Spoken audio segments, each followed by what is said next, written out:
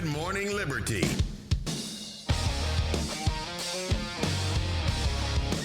Well, what is up, all of our liberty-loving friends? This is another fantastic episode of Good Morning Liberty. My name is Nate Thurston, and across from me is a cat in a chair. I think this one's name is I never remember their names. These are Charlie's cats. I think this one's called Pumpkin. It's an orange cat, so what are you going to do? I would have gone with Ginger myself, but Pumpkin's fine too. And then there's another one roaming around that Charlie's son named Potato. And so that cat's name is Potato. So this one right here is the co-host. I might need to move the microphone just a little bit. If it's your first time listening, listen. I was telling everyone in the live group, I had a really late night. It's been a very long week. Started off by fracturing my hand at the beginning of the week. And now like my wife has a kidney stone and I'm trying to help out, around the house and stuff. And it's just been a really long week. I was falling asleep last night at midnight putting this show together. And we're doing this show earlier than we normally do, which is not super early, but it's 8 a.m. But I got to take into consideration with Charlie's cats and my dog, I got like 9 animals to take care of in the morning. And so as a farmer, I woke up a little bit late this morning to take care of the farm. All that to say, try and find one of the shows where both of us are here, not me and a cat. Find one where it's me and Charlie, and we've got over 1,600 episodes for you to choose from right now. But if you're going to listen to this whole one, just keep that in mind. This might be a little bit different because I'm running on like quarter lobe right now. And so I'm going to do my best. This one's Dumb Bleep of the Week. That's where we put together a bunch of the dumbest things that happened over the week. I threw in some submissions. The Fed Haters Club threw in submissions. You can join the Fed Haters Club by going to joingml.com. Hang out in our private Discord called the Fed Haters Club. It's literally a hate group, but it's just about feds. That's all it is. You can join the private Discord and hang out with us every day of the week when we want to, and throw in submissions for Dumb Bleep of the Week and vote at the end of the Dumb Bleep of the Week episodes. We have 8 today talking about some of the dumbest topics that have happened, and I reckon it's time for us to get into those. Let me open up the presentation here. This is one I heard about at the beginning of the week. It's pretty crazy. So I don't know if y'all remember this assassination plot. Some people say assassination attempt, but the attempt itself didn't happen for Justice Brett Kavanaugh. I think it's a couple of years ago when this happened, maybe a few years ago now. So the person who had planned to carry out an assassination of Brett Kavanaugh ended up turning themselves in, which is good. It's a good thing. So they're sitting there in the car, decided not to do it. Called the cops and admitted to the whole thing. So the sentencing is coming up for this person. Now, the sentencing guideline for this particular crime, which I believe is still an attempted assassination, is 30 years. Yeah, it's 30 years. But there's something different about this one. They decided to go with I believe 8 years for this person because, literally, it sounds like because the person is transgender. Okay, so we're going to read some of the words from the judge and all that. There was one good headline I thought was hilarious. This is from National Review. It says, Brett Kavanaugh's would-be assassin gets time off for trans behavior. That's a good headline. To start off with this dumb, I want to show you NBC News, their original headline when this happened. Let's see, this was June of 2022. It says, man who had gun and knife will plead guilty to trying to assassinate Supreme Court Justice Kavanaugh. That's back in 2022. The new headline says, woman sentenced to 8 years for attempting to assassinate Brett Kavanaugh. And they did get a good community note on that, and that's how you were able to find the old article and all that. So you got to love community notes on X. That's awesome. Transgender man who planned to assassinate Brett Kavanaugh will serve just 8 years. The sentencing took more than 7 hours, with much of the time dedicated to discussing how, is it Roski? I don't know how this, I should have listened to see. It could be Rosk. It could be Roski. Who knows? The assassin's transgender identity meant he should get a lighter sentence. Discussing how the assassin's transgender identity meant he should get a lighter sentence. In a more than hour-long speech justifying the light sentence, Boardman said, now Boardman is the judge, said Miss Roski came out to herself as transgender in 2020, but kept it secret. Miss Roski's sister came out as gay 2 years prior. Ms. Roski saw that their parents struggled to reconcile her sexuality with their religious beliefs. The judge said, I am heartened that this terrible infraction has helped the Roski family accept their daughter for who she is. That's really the most, when it comes down to it, at the end of the day, you just got to be happy that this person who was going to assassinate a Supreme Court justice has now, through this thing, been accepted by their family. That's awesome. The judge said any prison time is punishment for her. The length doesn't need to be particularly long. Unduly harsh conditions make a difference too. The judge continued, she will be imprisoned in a male facility even though she is a transgender prisoner, pursuant to an executive order from the president. Before the executive order, that wasn't the case. Roski and his mother, father, and sister all spoke in court, emotionally describing how hard it has been on the family. Kavanaugh's relatives did not address the court, but left the courtroom abruptly after the judge issued the light sentence. Earlier in the hearing, Boardman lashed out at prosecutors and President Donald Trump, saying, quote, let's not hide the fact that President Trump issued an executive order saying transgender inmates would be assigned to prisons with their biological sex.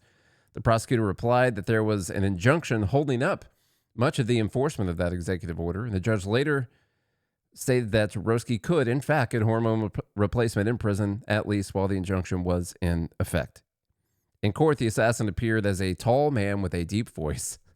His online posts show that even as a transgender, he is attracted to women, not men. So he is a lesbian. And so, that's another. That's just the whole thing about putting men in women's prisons. This is not a winning issue. And I get that this is a judge doing this thing, but my God, y'all, this is insane. It's a dude. It's a dude. Now, this person might decide to identify as a woman and ask to be called Miss, however you pronounce his last name. Okay. It doesn't change the fact that he's a dude. It's not safe to put him in a women's prison. It doesn't make any sense to put him in a women's prison at all. But because of your self-proclaimed gender identity, you would put the person in a women's prison.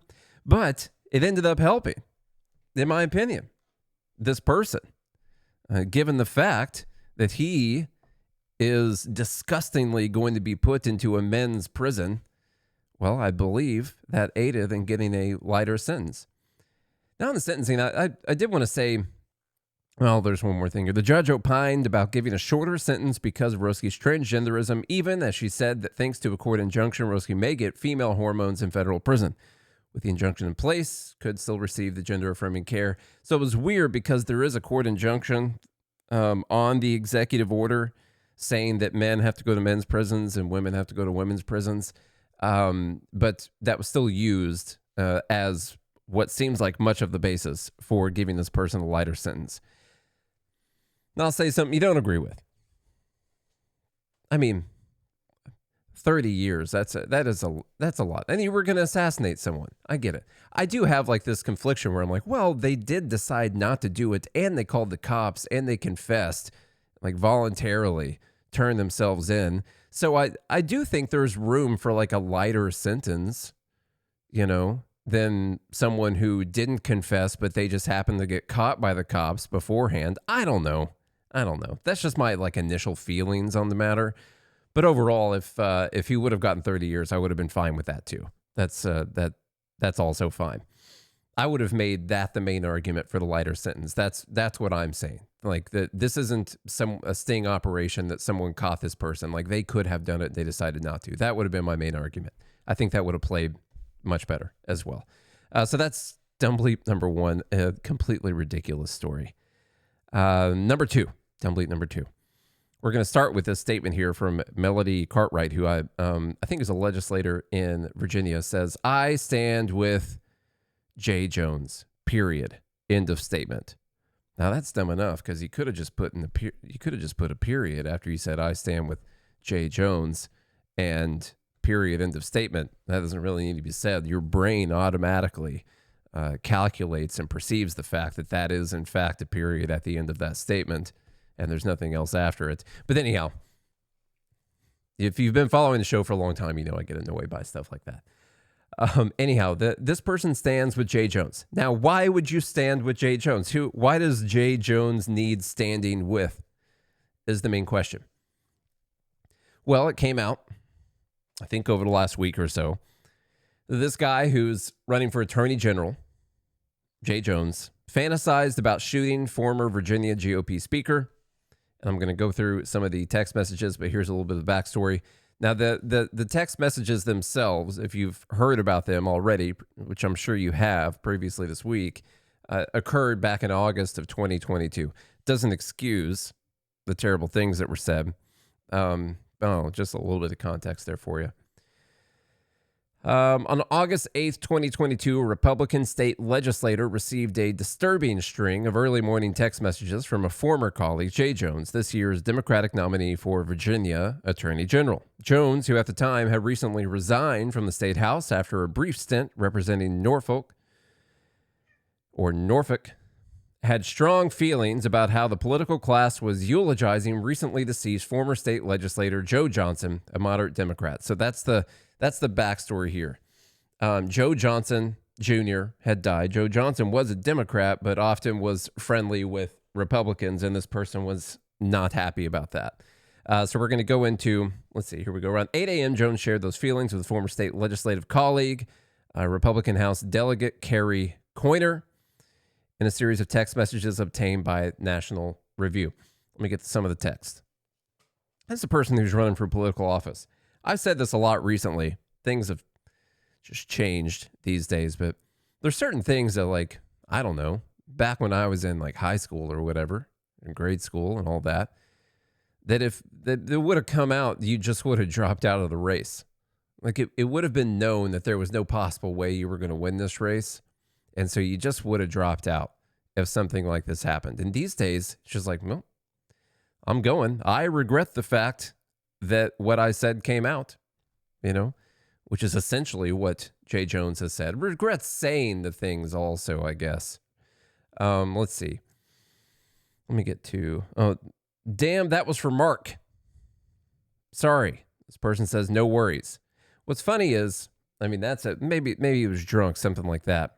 There's a big difference between the person's name, who he was texting, Kerry Coyner, and Mark. But that did not stop J. Jones from just continuing. Talking about Joe Johnson, a D, but basically a R, leaked everything to your caucus. It's why Gilbert gave him such a glowing tribute. Says, I knew what you were talking about. Served with my dad, who had nice words with a little choice sprinkled in. Let's see. Let me get to the next one here.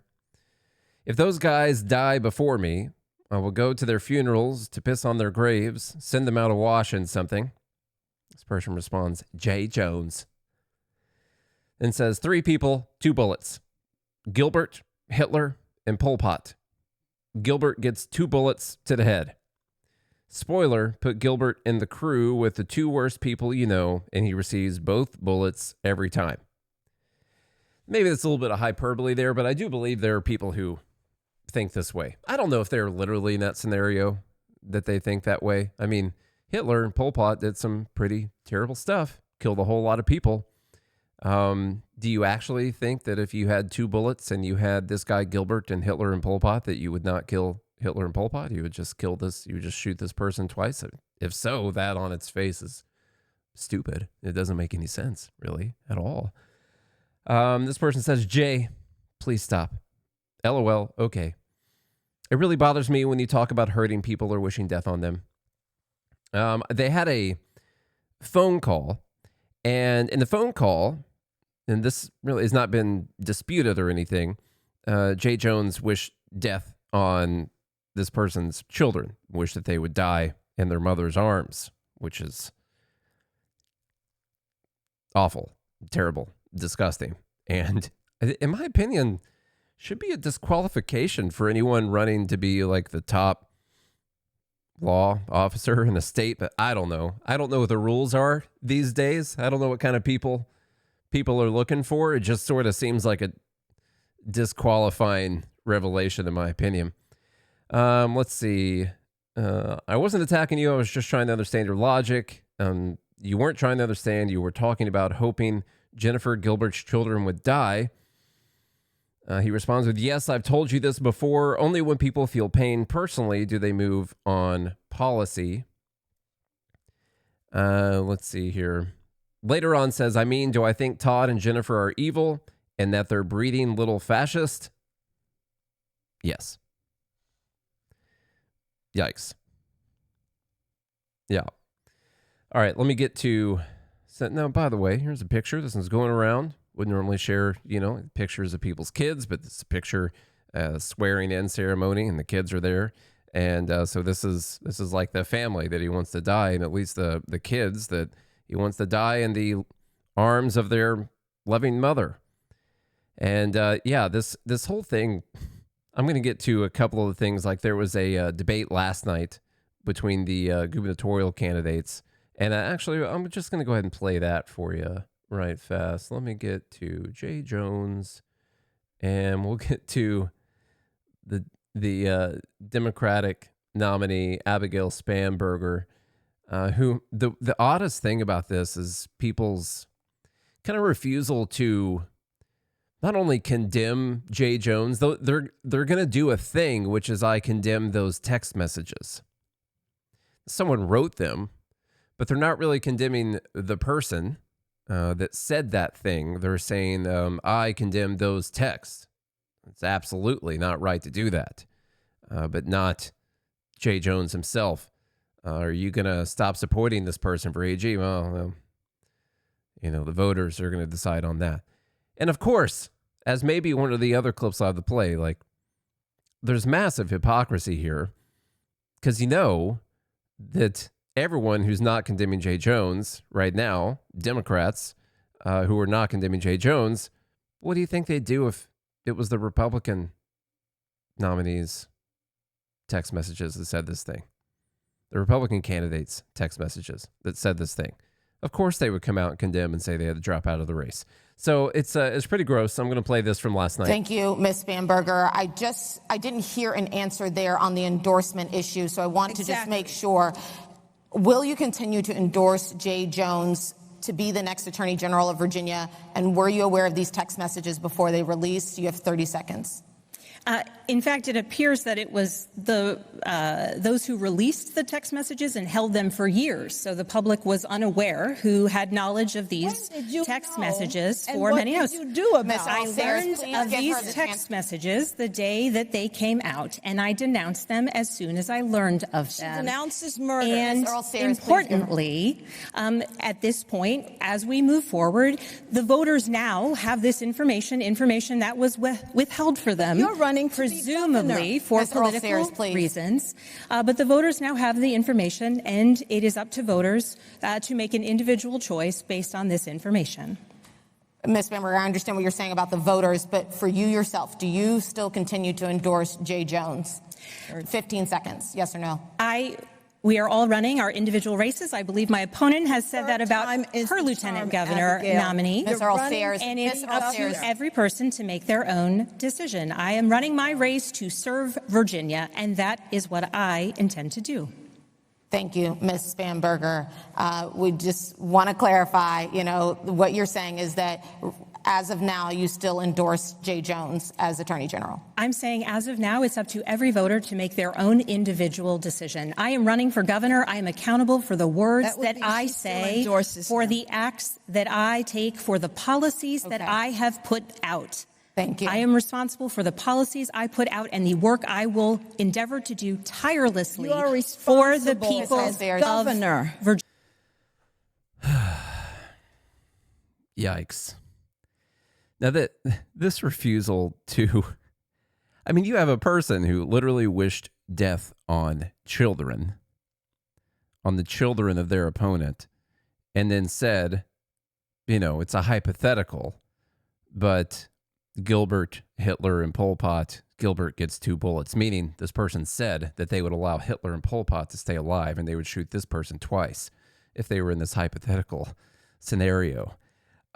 She refuses to condemn. She refuses to unendorse Jay Jones. It just wouldn't work out politically.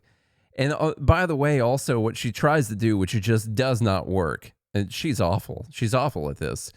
It just does not work, is try to flip the blame over to the person who withheld these text messages from the public. And I get, like, they were withheld and then they've been released at, you know, a convenient time, an opportune time. But whatever. They're the text messages. They exist. They happened. They're not disputed. And just deciding to say, well, the person who had these messages for the person who, and then of course that's just not going to work. This clip is all over X at the moment. And what Costco just said, this is going to be all over Virginia. This is going to be all over campaign ads. Absolutely ridiculous that you can't just say, like, it'd be so easy. Democrats have made a sport and a career out of demanding that people condemn things. And when it comes time to, like, oh, here is a person who literally wished death on children. Now they're born. It's fine to wish death on children that haven't been born yet as a Democrat. No one would argue with you on that one, of course. But these are living children. There's a picture of them right here. They're young kids, and you wish death on them. And you said that if Hitler, Pol Pot, and this guy right here, you'd shoot that guy twice, and you would let Hitler and Pol Pot live. That is such an easy thing to condemn, not just the messages themselves, like what the person said, but the person who said them. Even he, when he comes out, he's like, I regret sending those messages.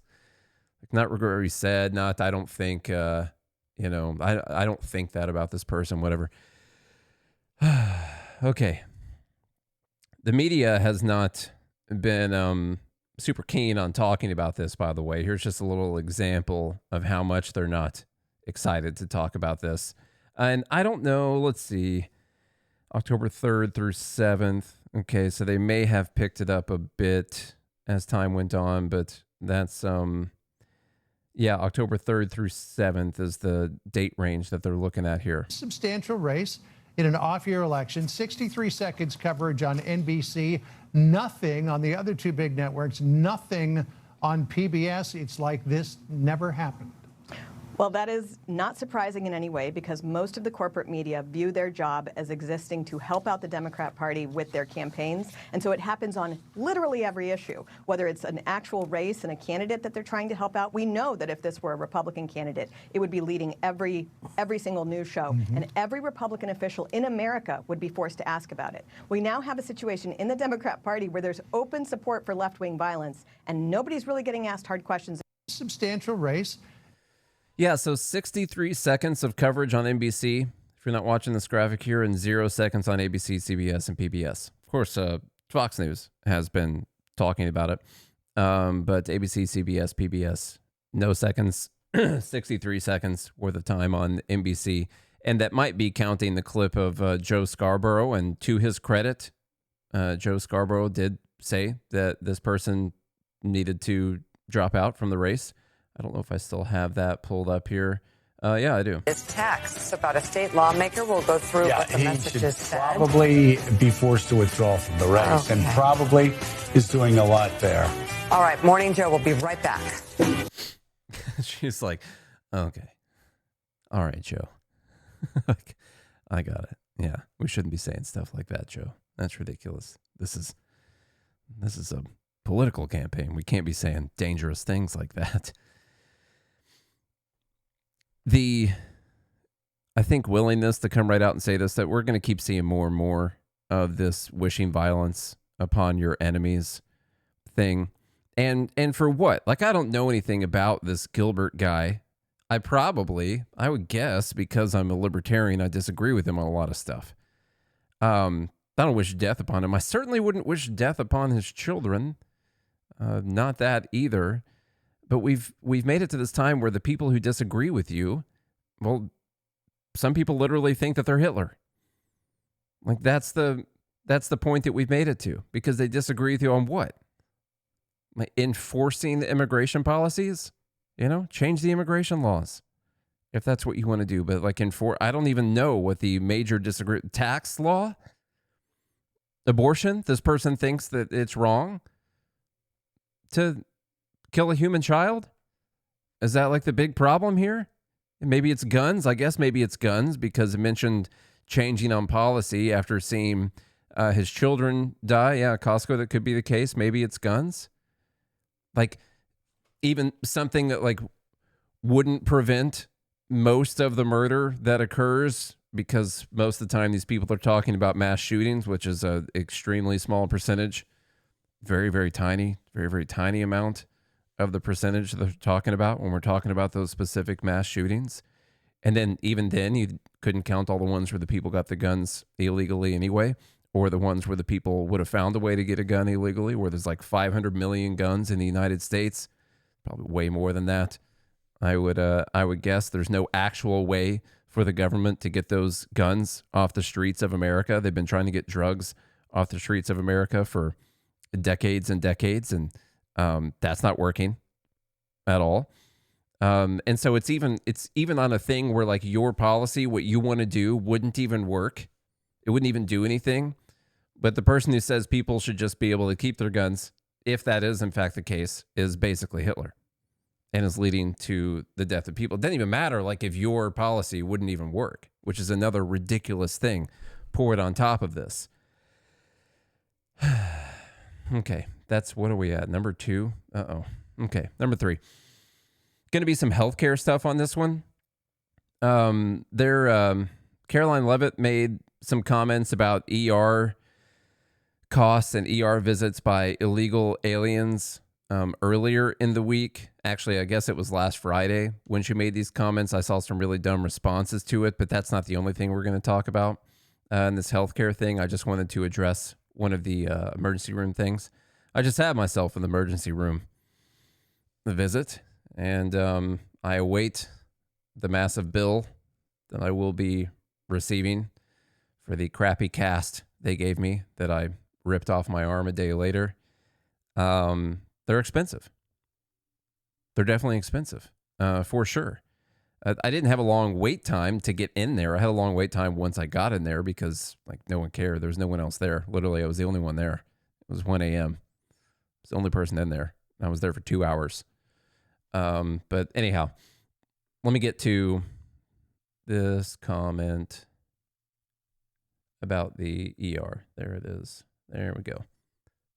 Fact that under the Biden administration, illegal aliens were absolutely receiving taxpayer-funded healthcare benefits. In fact, in fiscal year 2024, Medicaid costs for emergency services for illegal immigrants skyrocketed by 142% from the previous year to $9.1 billion. That's $9.1 billion taxpayer dollars that were going to emergency services for illegals. Between President Trump's last full fiscal year under his first administration and Joe Biden's last full fiscal year, Medicaid spending on emergency services for illegal immigrants nearly tripled. There was an increase of 196% between 2020 and 2024. And I have a chart here for you, and I'm more than happy to email it to you. I'd also like to add, because some were asking dishonest questions yesterday about emergency rooms. In Southern California, according to healthcare professionals in 2023, under the Biden administration, Southern California's, quote, entire healthcare system was being bombarded with illegal immigrants and forcing American patients to endure longer wait times. In Denver, Colorado, the CEO of Denver Health stated that 8,000 illegal immigrants made 20,000 visits to the city's health system in 2023, leaving an uncompensated bill totaling over $10 million. So when a illegal alien goes to the emergency room, who's paying for it? The American taxpayer. The main safety net hospital in Denver had to turn away patients due to the massive influx of illegal immigrants into the community. And UC Health Hospitals in 2024 reported their system was under stress from an increasing number of migrants. As a result, according to the head of emergency departments and urgent cares across the hospital system, quote, access is impeded for everyone. These are healthcare professionals who dealt with this directly, and there's a lot more where that came from. It is an undisputed fact that Democrats want to give taxpayer-funded healthcare benefits to illegal immigrants, period. On the ER thing, I'm going to show you some of a bunch of the responses I heard are essentially along the lines of, well, they just want to let people die when they're in an emergency situation. And I don't really think that's what she's talking about, by the way. And I don't think hospitals would do that either. Now, unfortunately, we have a Republican who signed into law it's called an EMTALA, says they have to treat everyone, but it's not just that. Like, they have to take everyone regardless of what situation they're in, whether or not it's an emergency. And to me, that is one of the bigger problems. So you have an emergency room that's made for emergencies for people, and a lot of people go there that are not in an emergency. In fact, the numbers that I could find, and there are actual people who track all of this, are around 11% of the cases in emergency rooms. 11% of the cases in emergency rooms are life-threatening emergency situations or something that could turn into a life-threatening situation. All the other ones are people who could have gone to their primary care physician for the thing they went to. They could have gone to a clinic for the thing they went for. Could have done that. Could have gone to an urgent care, something like that, if they didn't want to use the emergency room. Now, I went to an emergency room last weekend because it was 1 a.m. when I decided to go, and that's just where I could go. Figured there wouldn't be much of a wait. And wanted to make sure I didn't have something more serious going on with my hand here. So, I'm one of those people who fit in a non-life-threatening situation that I went and used an emergency room. But when you say that, like, people shouldn't be going and using emergency rooms, or emergency rooms shouldn't be forced to take care of people, or the taxpayer shouldn't be covering people for doing this, you're not just saying that you just want people to die on the sidewalk outside of the emergency room, because all the numbers I could find, they're all around 11-12% of the cases. It's less than 1% that are actual, like, this is life-threatening right now. You got that image of an ER in your head, someone getting rushed in, and everyone surrounds them, and they're doing this thing, trying to save their life. That's less than 1% of the people that go into emergency rooms. And some of the other people, maybe they're going in, and the thing that's going on with them could turn into a life-threatening situation if they don't get it taken care of right now. And that's another 10-point-something% of people. And so what a lot of people, and what someone just said, PJ just said in the group here, is a lot of people are using emergency rooms as a clinic because they have to take you, and you don't have to pay them at the time of service. And so, like, why wouldn't you do that? And we really should.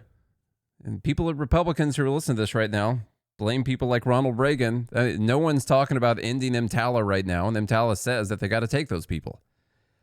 The only way you're going to stop the illegal immigrants from using that are by deporting all of the illegal immigrants. Like, the hospitals are not just going to let someone bleed out in the hospital because the taxpayer might end up having to cover it or something like that. That's just not going to happen.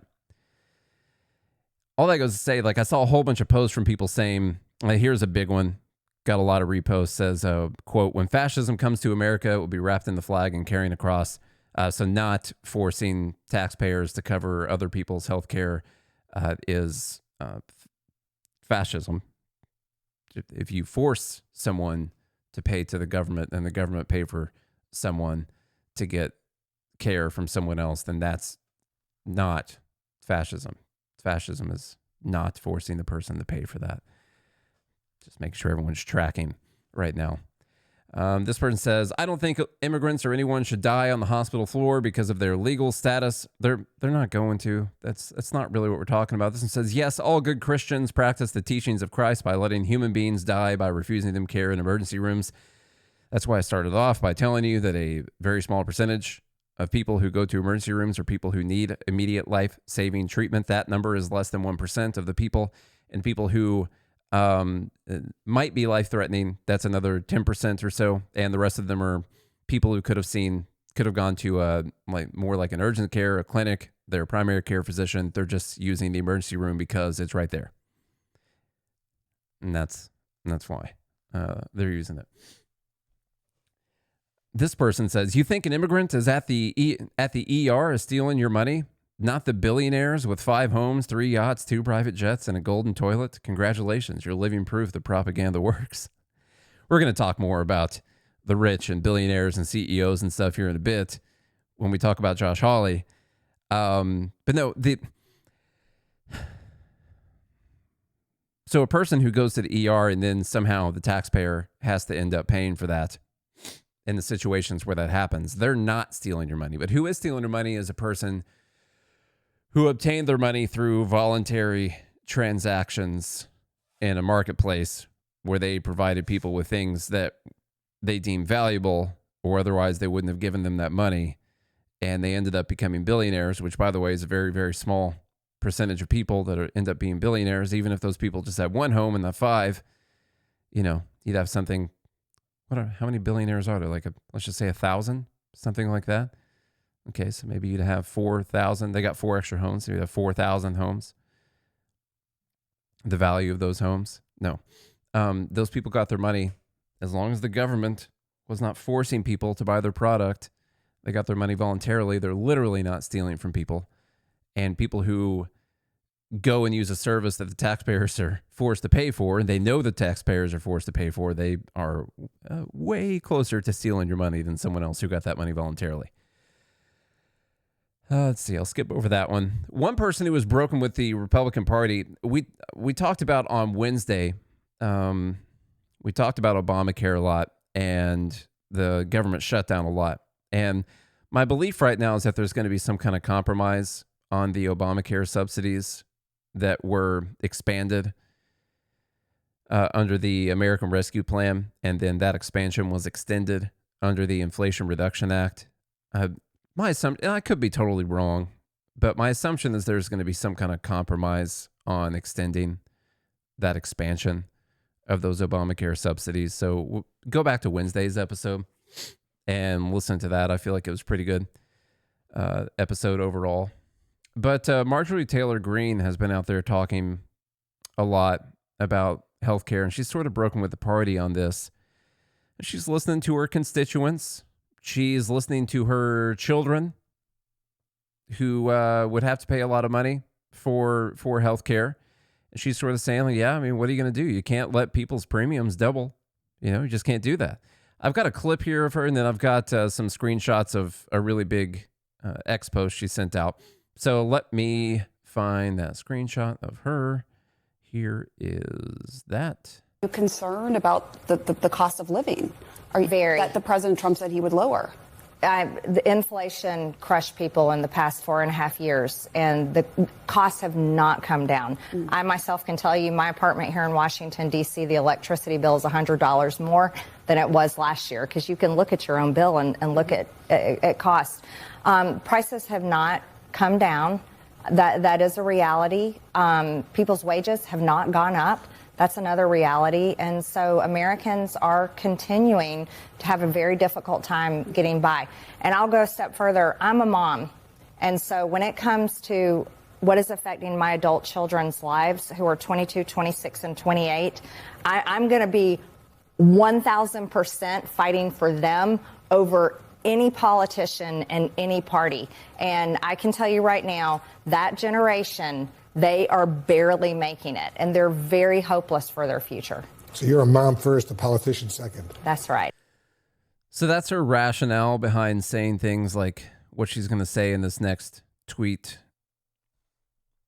Right here, she says, I was not in Congress when all this Obamacare Affordable Care Act BS started. I got here in 2021. As a matter of fact, the ACA made health insurance unaffordable for my family after it was passed, with skyrocketing premiums higher than our house payment. Let's just say as nicely as possible, I'm not a fan. So she's not a fan of Obamacare, and she blames it for premiums going up a bunch. And by the way, this whole thing, like if this expansion is allowed to expire, this is an expansion that occurred just in 2021. Before that, this was not the case. They essentially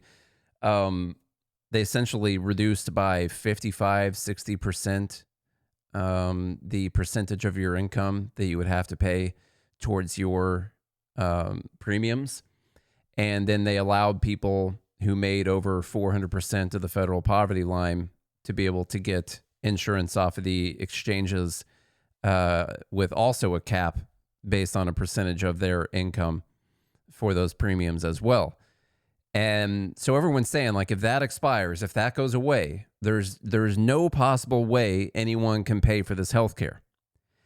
And so what everyone needs to realize in that, and maybe MTG does realize, but what everyone needs to realize in that is what you're saying is, in 2019, let's cut 2020 out because that was a weird year. We all agree with that. In 2019, healthcare was expensive. Yes, it was still very expensive, but somehow a bunch of these people were still able to pay for it. Maybe not all of them, but a bunch of these people were still able to pay for it somehow. It has gone up so much in the last 5 years, the last 5-6 years, and especially after increasing the subsidies that the government is paying, that if you take away those subsidies, there's no way people can afford this insurance. And I've seen some of the prices that it would cost, and it's a ton of money. It's a lot. I'll mention once again, just someone in your household needs to get a job working for a healthcare provider. That's about the way that you can have amazing insurance right there. I would recommend HCA because they own a lot of hospitals and a lot of facilities. And so you can get an employee discount everywhere you go. So there's my fix for healthcare. But everyone needs to realize what that means. Like, you threw all of these subsidies in there, you increased all these subsidies, and the price blew up so much that there's just no way we can go back to a world where the government is not paying these massive subsidies. There's no possible way. And so what's the main problem that's happened here is that the government is subsidizing the cost of a thing. We know what happens when the government subsidizes the cost of a thing. The price of the thing goes up. It happens every time. I can't think of a time that didn't happen. If you guys can think of a time that didn't happen, let me know. Nate at goodmorningliberty.us, or tag us on X, Good AM Liberty. Let me know. I actually want to know what that thing is. I don't think there is one. Back to MTG. She says, but I'm going to go against everyone on this issue because when the tax credits expire this year, my own adult children's insurance premiums for 2026 are going to double, along with all the wonderful families and hardworking people in my district. No, I'm not towing the party line on this or playing loyalty games. I'm a Republican and won't vote for illegals to have any taxpayer-funded health care or benefits. And I'm absolutely disgusted that health insurance premiums will double if the tax credits expire this year. Also, I think health insurance and all insurance is a scam. Just to be clear, there's this natural thing to believe that all insurance is a scam. It's not a scam in the way people think. The bad part about insurance is that it ends up allowing the cost of things to go up because you're paying from a massive pool of money. And so you can afford to pay more because insurance is going to be paying for most of the thing. And still, what they're going to do is they're going to price it in a way that you will pay as much as you possibly can afford, and then the insurance company covers the rest. They'll raise the price to whatever that amount is. And so, yeah, that's the whole insurance is a scam thing. I don't really think insurance is a scam. Some people think that, well, if you get insurance and then you don't use it, that you just got scammed out of money. That's not what insurance is. At all. There's a lot of healthcare that actually should be expensive. It shouldn't be as expensive as it is, but it should be expensive. I had my appendix taken out. That could have killed me if I wouldn't have gotten that appendix taken out. And it cost me $2,000 to have that surgery. Now, all the billing that took place, it ended up being like $50,000, $60,000 worth of billing behind that surgery. I paid $2,000 of it. And that's, if you look at the amount of money we paid into insurance, it's a pretty good deal over that year. And I have had multiple health issues now over the last several years. It's super annoying. Not a single Republican in leadership talked to us about this or has given us a plan to help Americans deal with their health insurance premiums doubling. Our country sent $30 billion to Israel in 2024 alone, killing countless innocent children, and sent hundreds of billions to Ukraine. In the past few years, by the way, I voted no to all that murder.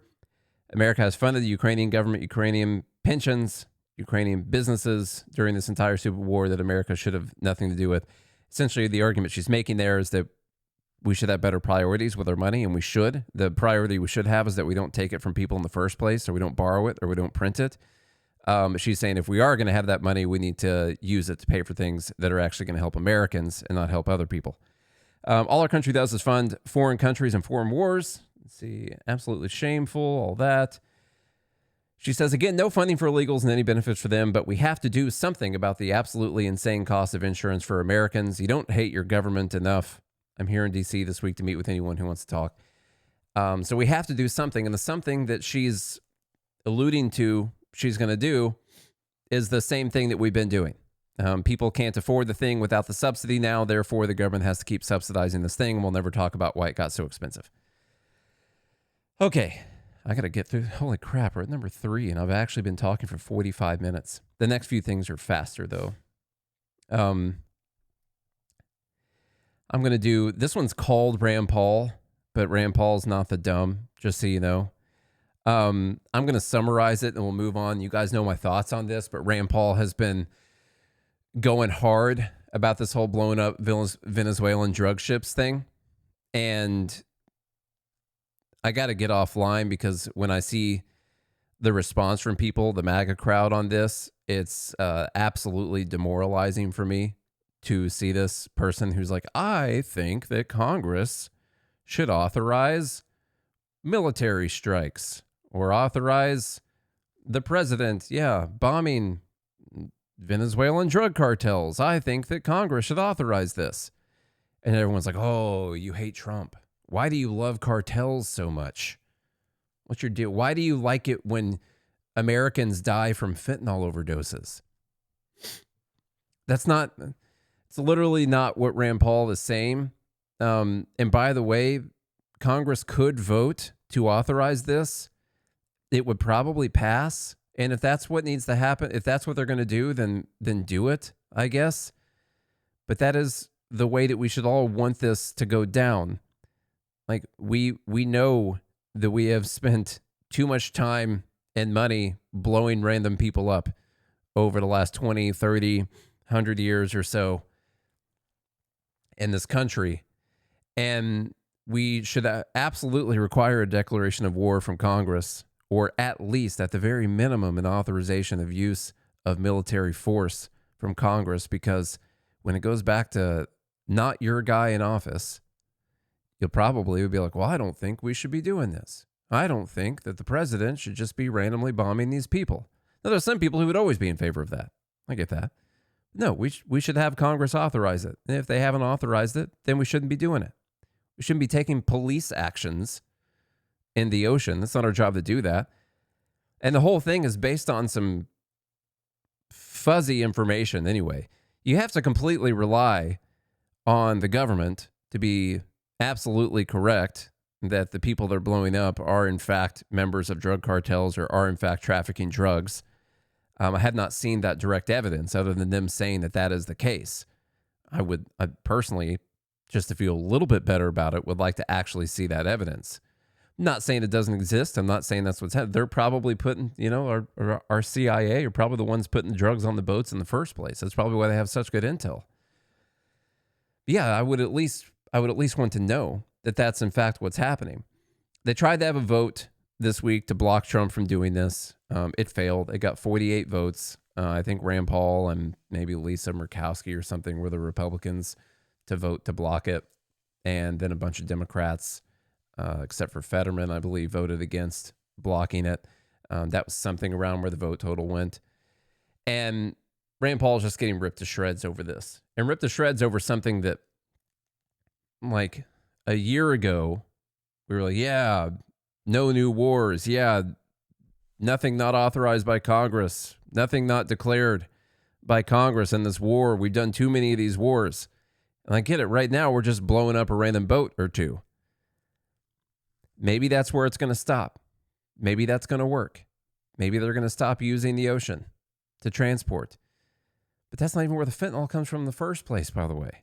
All that stuff comes from Mexico, Colombia, places like that. Like that's where most of the drugs come from. So there's something else going on here. It has something more to do with Maduro and Venezuela than it has to do with drugs. Right now, it seems like a cover, because if you're actually trying to go after the drugs, and if you're actually trying to go after fentanyl, this is not the place to do it. So I don't even understand the entire reasoning behind this whole thing. So I'm going to skipping past this right now because I've already talked about this before. Maybe I'll put a thing up on the screen pointing to that video. Not in favor of it.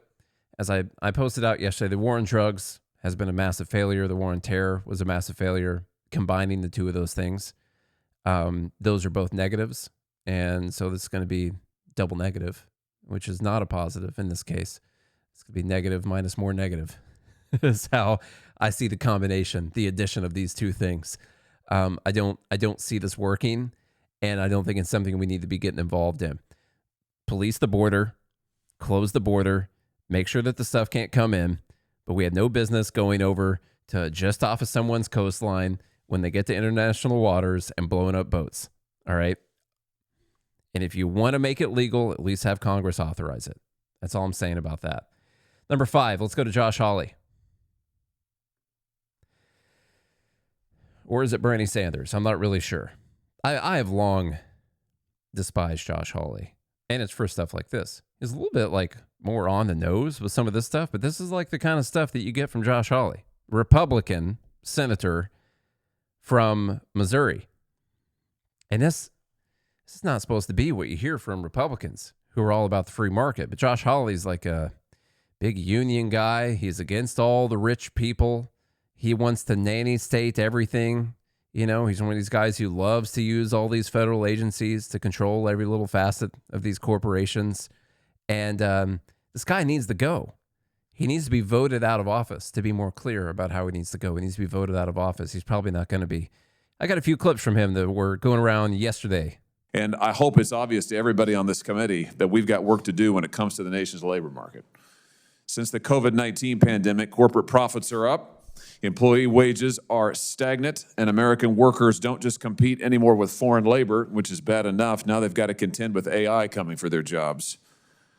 We know we've got to do more than we're doing now for our workers, and we've got to do more to update our labor laws, which haven't seen significant reform in over 40 years. I'm glad that Sean O'Brien is here today to help us talk about this important effort and what we can do to get a revival of the American worker. Thank you, Mr. Chairman. Thanks. So the revival of the American worker is going to come through the U.S. government reforming labor laws, and they're going to be talking to someone who runs a labor union about the things the government need to mandate across the board for American workers in order to protect American workers. I love that he mentions COVID, inflation, stagnant wages. He talks about profits, corporate profits going up a lot, and wages being stagnant.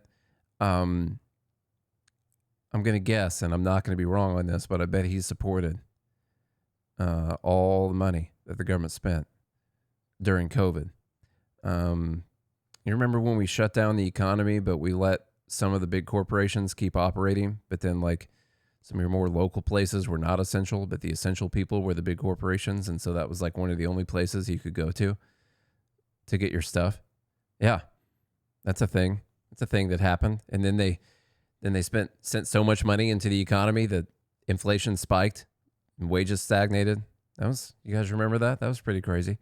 All right, let's get to another clip of Josh Hawley. I want to start with you. He's going to start talking about CEO pay. The caption on this says, corporations like Amazon don't want to pay their workers or hire American workers. Last year, Amazon CEO made $40.1 million. How much did the average Amazon worker make? Only $37,000. How are you supposed to raise a family on $37,000 a year? All right, let's hear this clip. I want to start with you, Mr. O'Brien, but first let's just do a little bit of context. We are here to diagnose the issue. I think that's diagnose the problem. That's the title of the hearing. So let's just take a look at what the problem is that's staring us right in the face, which is the rise of these giant corporations like Amazon, for example. The biggest corporations in the history of America, the biggest corporations in the history of the world, the richest corporations in the history of the world. They're making money like we've never seen before, but they don't want to pay their workers. A lot of times, they don't even want to have workers. They don't want to have American workers. Look at Amazon. Here's their net sales and net income. In 2024, Amazon's net sales topped 6. By the way, he talks about them not wanting to have workers. There's still more on this clip. They don't even want to have workers. Everything he's going to want to propose, he's got a guy that runs a labor union in there. It's going to be even more reason that they don't want to have workers, because the workers are too expensive. We're going to talk about some of Amazon's finances here in a second. $600 billion, $637 billion to be exact. Their net income doubled from 2023 to 2024. Doubled. Their CEO is getting paid, let me make sure I get this right. In 2024, Amazon's president earned $40.1 million in total compensation. 40.1. The previous year, he'd earned merely 29.2. I mean, that's an unbelievable, that's great work if you can get it. That's an unbelievable raise. Only problem is, according to their own financial disclosures, Amazon's average worker, average employee worldwide is making $37,181. $37,181. So that's a C-suite to employee ratio of 1,078 to 1. It's always so interesting to me that people will talk about the insane amount of money that CEOs make. But like, hardly anyone ever talks about the insane amount of money that NFL players make or actors make or anything like that. And we've talked about this before. I think the reason is that they see a CEO job as something that they could do, but they know they don't have the physical ability to play the sport, you know? But what really is the difference? Someone's being paid for their value.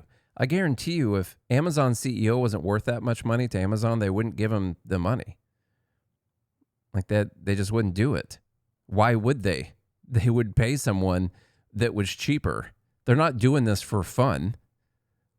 They're not just paying $40 million for fun. By the way, his salary is $365,000. The rest of that was in stock. They're not just doing the whole thing for fun.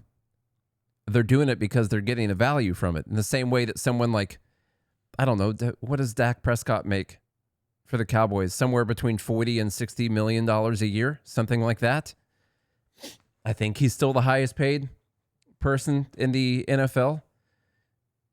CeeDee Lamb, a receiver. I'm a Cowboys fan, so I know a few of these things. CeeDee Lamb, a receiver, I think is making $36 million a year. Catching the football. He plays 17 games and then sometimes one playoff game. I mean, really. So what are we talking about here? And when you talk about I'm going to go into a little bit more of the finances. I want to get the rest of his comments out of here. He says in another post, makes the case again, Amazon CEO makes at least $40 million a year, while the average Amazon worker makes less than $38,000 per year. How is that pro-worker or pro-American? And meanwhile, these guys are fighting you, Mr. O'Brien, every step of the way as you try to get some basic representation for their workers, for their drivers. Tell us about what you've been facing from this company. I'll get this right at one point. Amazon is probably the largest violator of the NLRA right now. And they have grown significantly, to your point. They focus on 150% turnover ratio in their workforce. They focus on distressed communities. And the number one violator of OSHA, they've got the most violations last time we checked. Now, we have a model that's a similar company that employs similar workforce at United Parcel Service, 340,000 Teamsters that are part-time and full-time. Those part-timers earn full-time benefits, health and welfare and pension. They earn wage increases guaranteed every year. They earn a livable wage. And most importantly, they have a path to a full-time career that on the average, the UPS full-time employee makes about $140,000 per year for doing the same business. And UPS is a very profitable business. Boy, you talk about $140,000 and change. You talk about that versus $37,000. I'm just thinking back to your reference to rerum novarum, the dignity of the individual. I mean, how are you supposed to raise a family on $37,000? The difference between that and what you've been able to secure at UPS is incredible. Let me just ask you this. Amazon is also one of the biggest offenders when it comes to not negotiating with workers who've decided to unionize. You mentioned Staten Island. I think they're still waiting for a first. Yes. Oh my God, I can't stand this guy. So talking about UPS now. I want to make sure we get through the UPS clip because I got some stuff. It is true that the bunch of these drivers who drive for UPS, they got a contract last year, the year before, where they're making a ton of money. It might have been last year. The other thing about that, like he says it's amazing what you've been able to secure over there at UPS. UPS is shortly after that announced they were cutting 20,000 jobs and closing 73 buildings. Yeah, there's a trade-off there. UPS, I guess, is very profitable. I think their profit margin was 6.6%. Their net margin was 6.6%. Amazon's is around 10%. Interestingly enough, Amazon's actual e-commerce marketplace is around the same profitability as UPS. What a lot of people don't realize is that most of Amazon's profits come from AWS, not their e-commerce platform. So when you look at their e-commerce platform, they're roughly the same profitable that UPS actually is. And that's because, I mean, think about it. Think about this for a second. I don't know if you guys use Amazon a lot. I use Amazon quite a bit.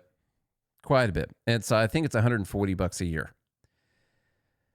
I probably get, I don't know, at least 10 things delivered to my house from Amazon a month, I would say.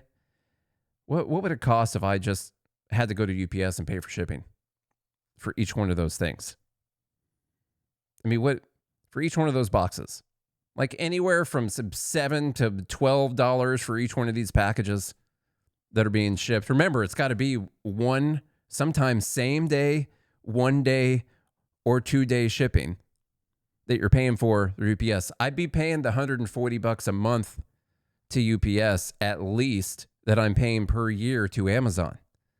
All right. And so they found a way to be, for the e-commerce platform, to be as profitable as UPS is while offering people a way cheaper service if you use their service a lot. Like if you hardly ever use it, maybe you're losing money on the thing, but I'm definitely not. I use Amazon Prime to watch House every single night. So that's super important to me. So you also get Amazon Prime, the whole thing too. You like the video, Amazon Prime Video with that thing too.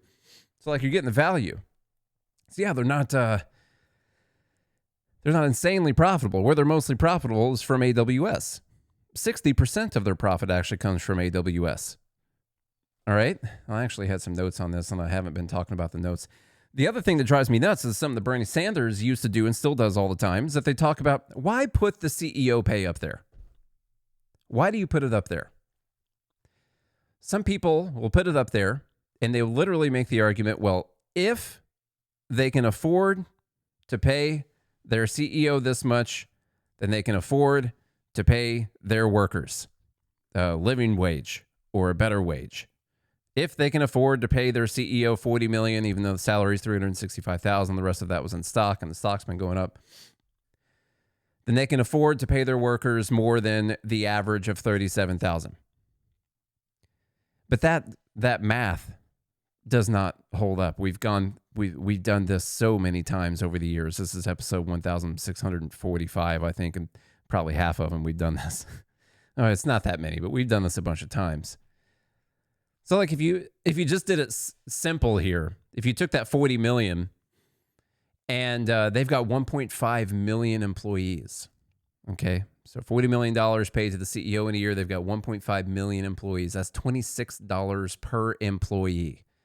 Now we're not talking about hourly because it's hard to estimate how many hours on average people are working and all of that.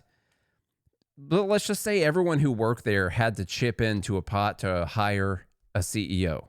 And a CEO is very important. This is something people don't understand. They think a CEO is someone who smokes cigars and drinks brandy and plays golf.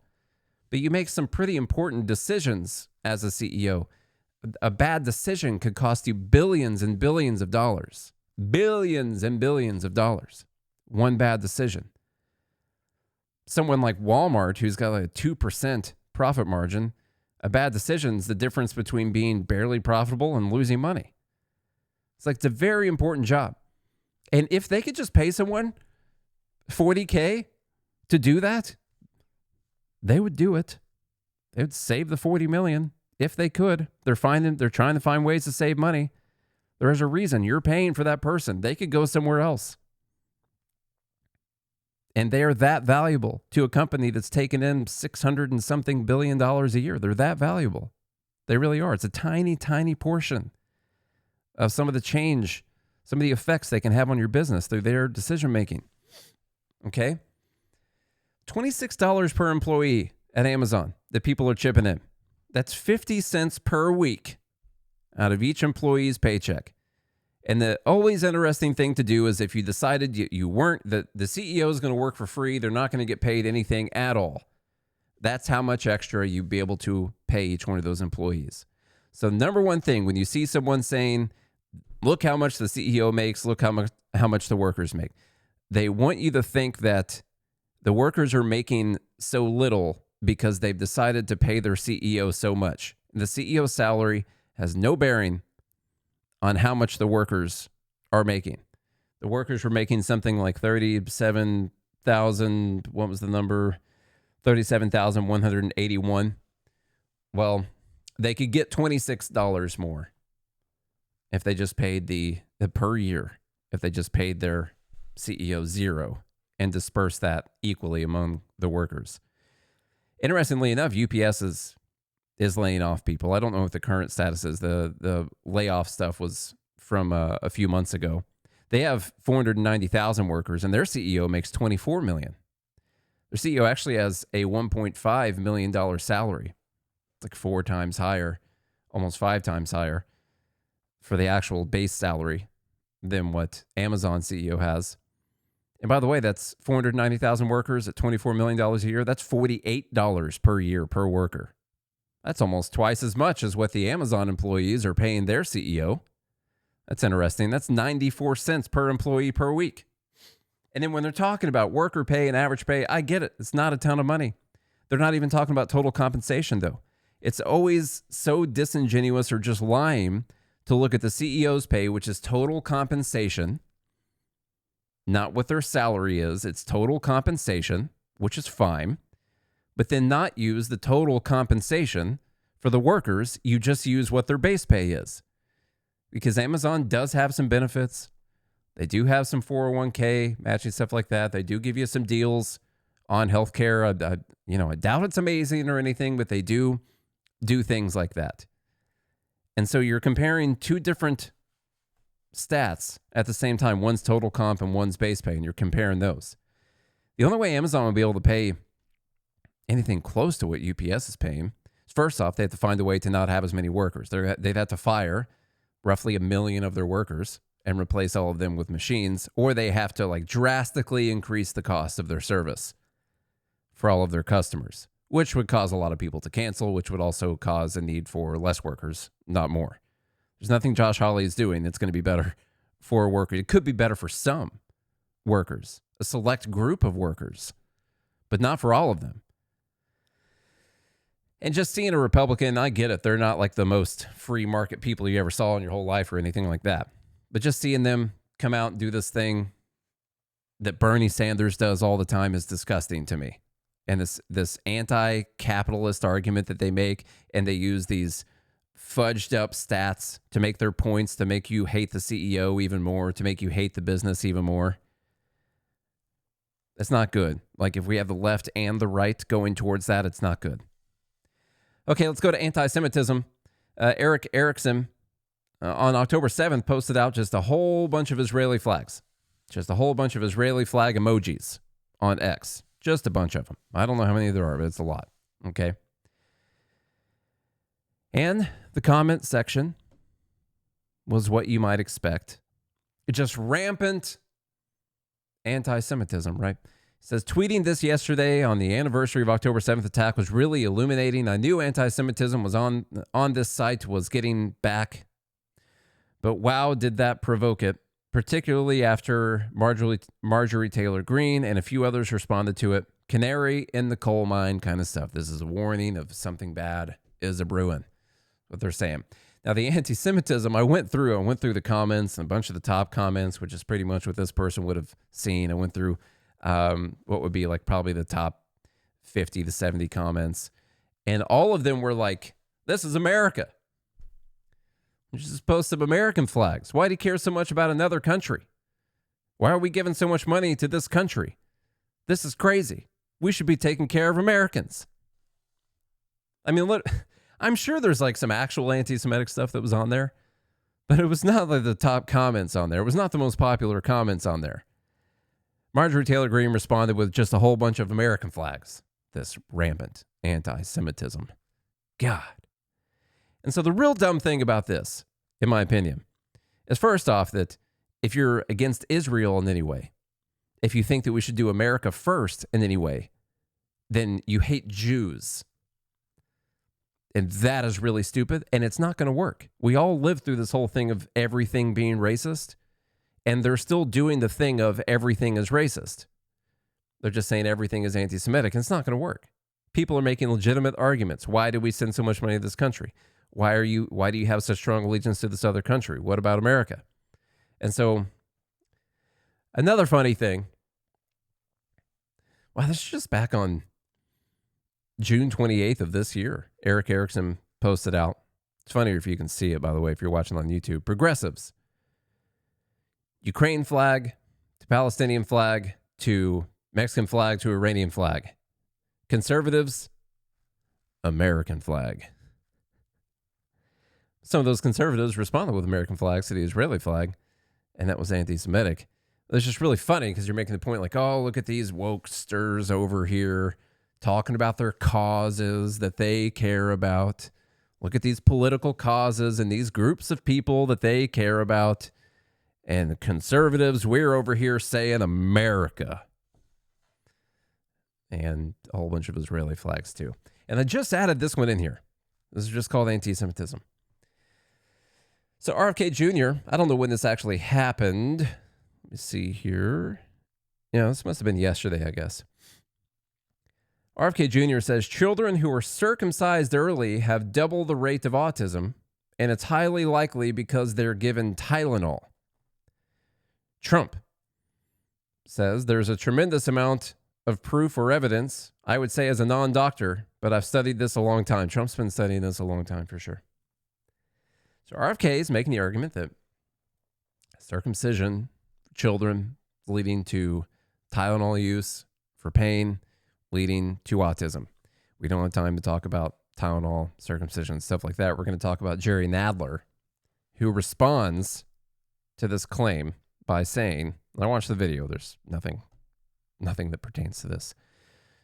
Representative Nadler says, this is an anti-Semitic remark. I call on all my colleagues on both sides of the aisle to clearly denounce it. You know what? I think we should denounce this instead of denouncing that guy who said he wanted to see kids die in their mother's arms, or the guy who said he would let Hitler live and kill his Republican colleague. I think instead of denouncing that, I think we should denounce the hypothesis that children getting circumcised leads to more Tylenol use, which leads to more autism, because that is a clear anti-Semitic remark. And I think Hitler said the same thing. I'm pretty sure. That's number 6. Number 7, Nick Sortor. Some people in the group like him. I do apologize. He is a guy that I have muted because I just could not deal with the Trump sycophantic, like just MAGA so hard. And also he said a bunch of things that were not true. But anyhow, he went to this protest. I don't have the video and we got to go. He went to this protest and saw the American flag getting set on fire. This is in Portland. He ended up getting arrested, let out, but he took this flag. Let me see if I have the video actually. I wanted to. Okay, here's the video. Let's play what happened here with the American flag. We got a Trump supporter. We got a Trump supporter right here. Oh, he's putting it on the ground and he's making it worse. And now he's standing on it. Now he's standing on it. You're not supposed to stand on it. Oh, now I think he's saving it. Okay, so someone's burning the flag. He takes the flag away. He stomps on it on the ground. And then he walks away with the flag. I did want to point out that, like, that's probably theft. That's someone else's property. Some people are going to be like, oh, you shouldn't be able to burn the flag or whatever. Like, someone bought that thing. Like, they probably should be able to burn it. And by the way, I did a lot of research actually last night. I went like a little bit like Tylenol autistic on this last night, trying to find the proper flag etiquette for this specific situation. Because of course, like properly disposing of the flag, you got to burn it, take the ashes, and you got to bury the ashes. Like it's a thing. Okay. Doesn't matter if it's a piece of nylon that got made by some kid in the factory in China. Sacred symbol. That's what you got to do. Now I was not able to find what the proper response in this scenario is. Like, you walk up and the flag's already on fire. So the flag needs to be disposed of at this time. It's been desecrated. But disposing of a flag, the way you dispose of it is you got to burn it and then bury it. So like, aren't you supposed to wait for it to burn? But then like after he stomped it down on the ground to put the fire out, it for sure actually required being burnt after that. So just to let you know, I spent some time on this last night, and I was not able to be. Do the Boy Scouts have to be there too? No, but you do have to recite the Pledge of Allegiance. This is no joke. You have to recite the Pledge of Allegiance, and then you have to take time for reflection afterwards in this ceremony. So I could not find what you're supposed to do in that specific situation. Okay. But Nick is talking up here with the cabinet. I see Pam Bondi there. I see Trump there. Who else is? I don't see who else is there with him. And let's listen to this. Years now. So thank you guys so much for taking this seriously. And President Trump, you mentioned that flag. So remember, you put out a truth right after that's right. I saw that. Took this flag from that man that was burning it in the street. I saw it. Do you know who he is? Oh yeah, I know exactly who it is. So why don't you give it to Pam? Give it to the Attorney General. And Now, if you're not watching the video, you're just listening. He brought the flag like in his bag, and he's entering into evidence right now, essentially. Let's start prosecutions. Yeah. I actually have a second flag that he tried to burn as well. So I have two of them from the same guy. Well, you also saw what happened when that flag started burning. Everyone went crazy. And that's when it started, when they started burning the flag. So thank you. If you could give the information, it would be great. Absolutely. And at least that horrible night made you famous. Right? You got I got a text from the President of the United States, so I appreciate that. And President Trump after that. Years now. So. Yeah, I really don't like that guy, but whatever, that doesn't matter. He brought another flag too, but I'm concerned about the stolen property. I want to know who purchased these items and who he took them from. That's one really dumb thing. Number two, he's going to give them, I don't know, to the AG enter it into evidence. He says he knows who the person is. Okay. So they're going to enter the flag into evidence. And I'm just telling you, chain of custody on this evidence it's difficult. This is going to be difficult in the court of law. All right. I watched that show about the OJ trial and that guy put something in his trunk and they acquitted him because the dude that had the evidence was a racist. But the chain of custody on this evidence, this is messy. It's just been floating around in his bag. DNA's all screwed up now. I don't know what we're going to do. The person who was burning it probably had a mask on. So you're just going to have to go by his word who the person was, I guess. Says he knows who it was. And then use the flag for evidence. But a public defender could get this thrown out. Let me just tell you what. And then Trump's like, what you saw afterwards, was when they burned the flag, everyone just went crazy. That's when it all started. So when they burnt the flag, he's still trying to do this thing that burning the flag is incitement to violence because they need it to be an immediate incitement to violence in order to directly punish people for burning the flag.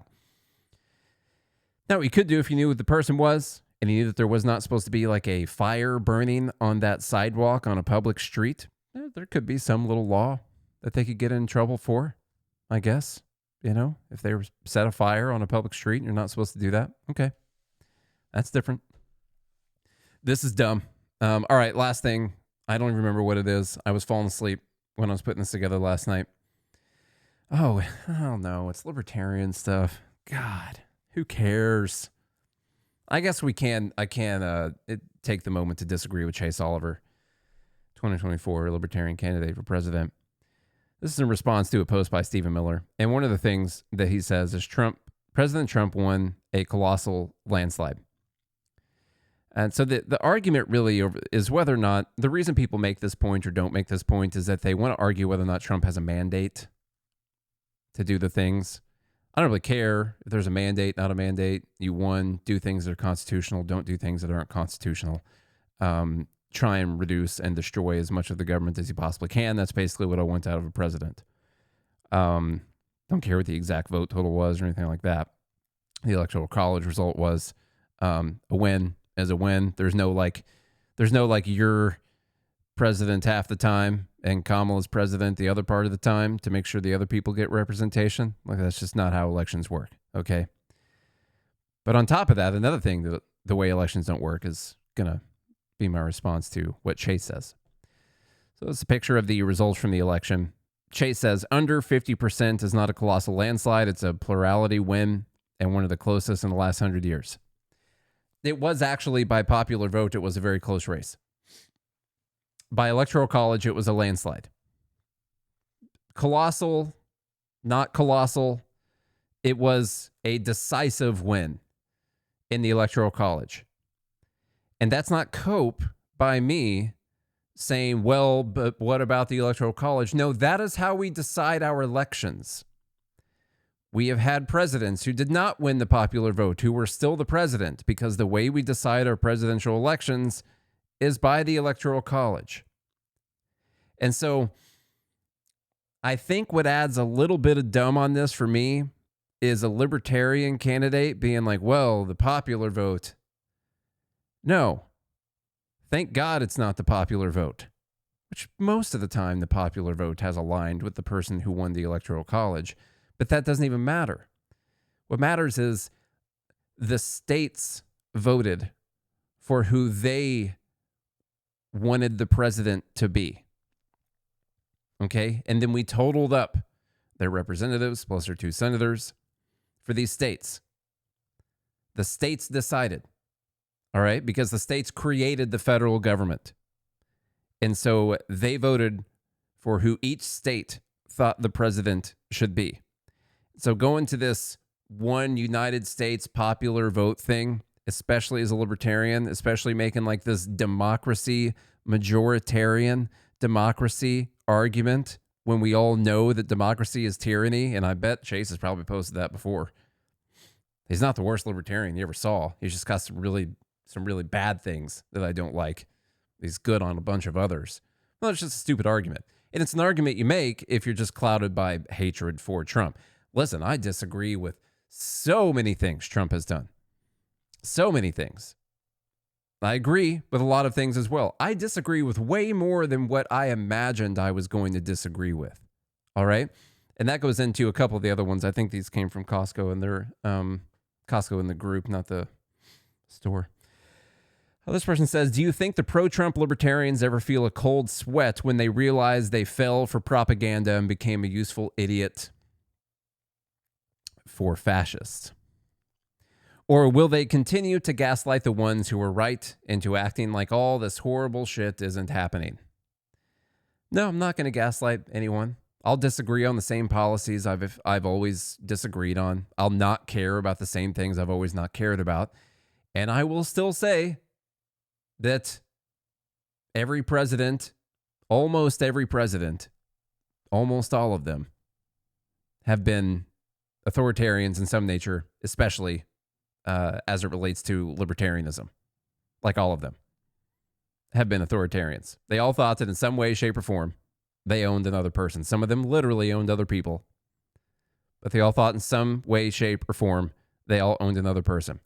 And so what has always driven me nuts about the people who hate Trump so much is that they've decided he is uniquely awful. The most unique thing I have seen about Trump so far is that he doesn't hide things. He doesn't do fake political speak about things. And the stuff with the National Guard and all of that, yes, has been different. That has been different, but it's not even unprecedented. It has been different for us to see and not just read about things in history books, but it's not completely unprecedented, okay? But those are things that are just right out in the open, just wide open for everyone to see.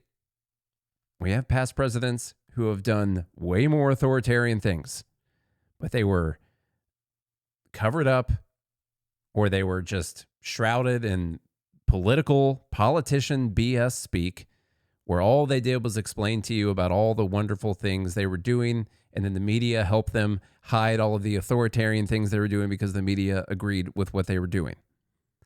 This is not the first time that we've had someone who qualifies as an authoritarian in the White House. It's like the 47th time, or 48. What number president is he? 47. It's like the 47th time. Almost 47th. Some of these guys I know.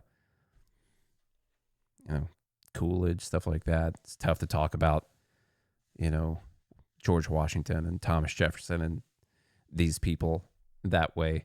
That's why I said earlier, like some of them literally own people. And so you thought you were authoritarian in some way. There's another one here. Jonathan Casey says, it still baffles my mind that so many, quote, libertarians, unquote, sold their souls for Trump. They really did just hate brown people more than they loved liberty. Liberty, bibbity.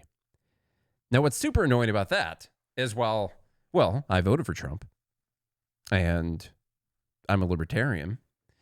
I've been pretty unhappy with a lot of things.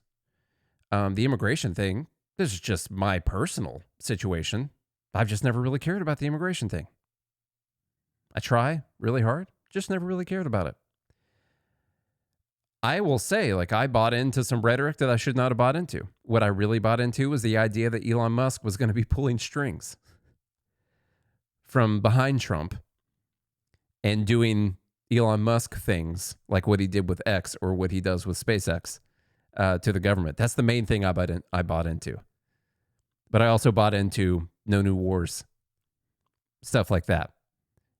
Just because I'm a libertarian and I voted for Trump does not mean that I hate brown people. That's like my second or third least favorite thing that he does. So Jonathan Casey's probably a libertarian. I love it when you group. I love it when libertarians speak in wide generalizations about entire groups of people. It's always awesome. Okay, we have to go. I did not think this was going to take that long, but it did. I spent a lot of time on 1, 2, and 3 today. Let me tell you what. Let's get those votes in, everyone. Thanks so much to everyone starting early with me, hanging out. Number 1, the judge in the Kavanaugh case. Number 2, the Jay Jones thing. Number 3, I just called healthcare stuff. Number 4, I called Rand Paul. It wasn't really Rand Paul. Number 5, Josh Hawley and the Amazon CEO pay stuff. Number 6, the anti-Semitic. Don't forget, not just Eric Erickson, but also the Jerry Nadler thing. Number 7, the flag situation, handing that over to the AG. Number 8, some of these comments from Libertarians. And our honorary winner, of course, is always Chuck, who is not here. So while everyone is getting their votes in, I will tell you, go to joingmail.com so you can hang out in the Fed Haters Club. That is our private Discord server. Is literally a hate group, but we just hate feds. Okay? We don't hate a bunch of other people. Disagree with them. We just hate feds. So Fed Haters Club. Join gmail.com. Go to godhatesfeds.com to get your God Hates Feds t-shirt. Leave a rating and review on your favorite podcast app. 5 stars if you like it. Don't do anything if you don't. It's very important for the algorithms to get those ratings and reviews. And I'd say a couple other very important things you could do. You could subscribe to us on YouTube, where we put up every one of these episodes. I'm trying to build the YouTube right now. It's looking better. Every now and then we do get a couple videos a week that break out in relation to what we typically get. So that's good. So you can go watch the episodes on YouTube, or if you're not going to, you could go subscribe. You could hit the bell so you get notifications when we release, comment on a video. Any interaction with platforms is great for the algorithms. So YouTube, X, that's really all we use. So YouTube and X, if you can interact on those, that's really great for the algorithm. It looks like Jay Jones wanting to see the conservatives' children die in the loving arms of their mother, and wanting to kill that person instead of killing Hitler or Pol Pot. And on top of that, all of the people who just refuse to condemn this person, they'll say, yeah, that's wrong. You shouldn't say those things. But you can't treat that person like they're a bad person, like they're the kind of person that would say that kind of stuff. And why? 2 reasons. 1, it's more important to them do they win an election. Okay, so that's the most important thing politicians care about. Second thing is, a bunch of these people, they agree. They're like, yeah, I've thought those same things before. I think that right now. Wouldn't back down on that either. Or maybe I would, but I don't want that person to. So I'm not going to condemn them for having the same thoughts that I have. These people really are Hitler. All of them are Hitler. And that's one of the reasons why that people won't condemn it. Because it's an admission of something that many people believe. Okay, thanks so much for hanging out, everyone. Everyone have a great weekend. Thank you so much for being here with me this week while Charlie was not here. We'll be back to regular programming, I think, next week. I'm entirely sure when Charlie gets back, but sometime this weekend, I think. So back to something a little bit more normal. Everyone have a great weekend. If you do everything that I said to do just a couple minutes ago, then I'll be right back here again on Monday. Until then, have a good day and a good morning, Liberty.